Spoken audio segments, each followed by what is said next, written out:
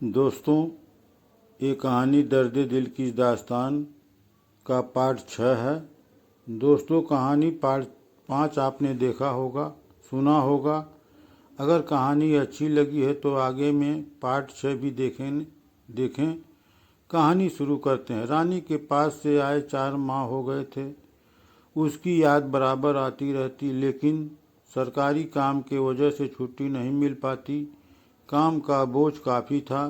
किसी तरह से मुझे 1 सप्ताह की छुट्टी मिल गई। मैं रानी के पास जाने के लिए निकल चुका। सफ़र रेल से करना था। मैं रेलवे स्टेशन पर आकर ट्रेन का इंतज़ार करने लगा। ट्रेन आने में 1 घंटे लेट थी। रात के समय 9 बजने वाले थे। कुछ देर के बाद स्टेशन पर ट्रेन आकर खड़ी हो गई। मैं उसमें अपनी सीट पर जाकर बैठ गया। ट्रेन चलने लगी। कुछ देर के बाद मैं अपनी सीट पर ही सो गया। जब मेरी नज़र खुली, ट्रेन जयनगर स्टेशन पहुंच चुकी थी। मैं अपना सामान को सहेज कर स्टेशन पर उतर गया। वहां से बस द्वारा महानपुर बस स्टेशन जाना था। मैं उसके पहले भी जा चुका था। जाने में कोई परेशानी नहीं हुई। हम महानपुर बस स्टेशन पहुंच गए। महल के गेट पे पहुंचते ही चौकीदार बोला, नमस्ते सरकार। मैंने भी अपना सिर हिला दिया और पूछा, रानी कहाँ है? चौकीदार बोला, महल में है। मैं सीधे महल की तरफ बढ़ गया। मैं महल की तरफ बढ़ता चला गया। जगह जानी पहचानी लगती थी। मुझे देखते ही रानी मेरे पास आ गई और बोली, आज रात मैं सपना देखा कि आप आए हैं। उसका मुरझाया चेहरा खिल गया। उसने कहा, आज मैं खाना बनाऊंगी, और बीना के साथ रसोई में चली गई। मैं अपने कमरे में जाकर आराम करने लगा। रानी खाने की थाली लेकर कमरे में आई। उसके चेहरे पर गजब मुस्कान थी। बाल खुले होने के कारण पतली कमर तक लटक रहे थे। खाने की थाली रखते हुए बोली, आइए खाना खा लीजिए। उसने अपने कोमल हाथों से रोटी का एक टुकड़ा मेरे मुंह में डाल दिया। मैंने भी रोटी का एक टुकड़ा उसके मुंह में डाल दिया। हम दोनों साथ साथ एक ही थाली में खाने लगे।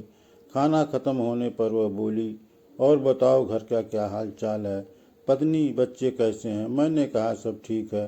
सरकारी काम बहुत ज़्यादा है, छुट्टी नहीं मिल रहा था। अपना हाल बताओ। रानी बोली, आपके जाने के बाद मानो मेरी दुनिया ही उजड़ गई। मुझे कुछ अच्छा नहीं लग रहा था। बार बार आपकी याद आती रहती। कुंवर की पढ़ाई पूरी हो चुकी है। वह कक्षा 5 पास कर चुका है। 6 में उसको एडमिशन करवाना है। मैं बोला, 1 सप्ताह की छुट्टी मिली है। मैं सोच रहा हूँ कि यह कार्य इसी में निपटा दूँ। इधर 2 दिन की छुट्टी है। तुम कुंवर को तैयार कर दो। 2 दिन बाद मैं कुंवर को लेकर जाऊँगा। रानी बोली, कहाँ एडमिशन करवाना है? मैंने कहा, मेरे बहुत पुराने दोस्त दिल्ली में रहते हैं। मैं कुंवर को उन्हीं के देख रेख में रखूँगा। समय निकाल मैं आता जाता रहूँगा। कुंवर को कोई परेशानी नहीं होगी। तुम भी समय समय पर जाकर मिल लेना। रानी बोली, एक बात कहूँ? मैंने कहा, कहो, क्या कहना चाहती हो? वह बोली, हम दोनों की बात कुंवर को बता देनी चाहिए। मैं बोला, नहीं नहीं, ऐसी गलती मत करना। समय आने पर देखा जाएगा। अभी उसको कुछ बताने की जरूरत नहीं है। रानी बोली, मुझे बड़ी घबराहट हो रही है।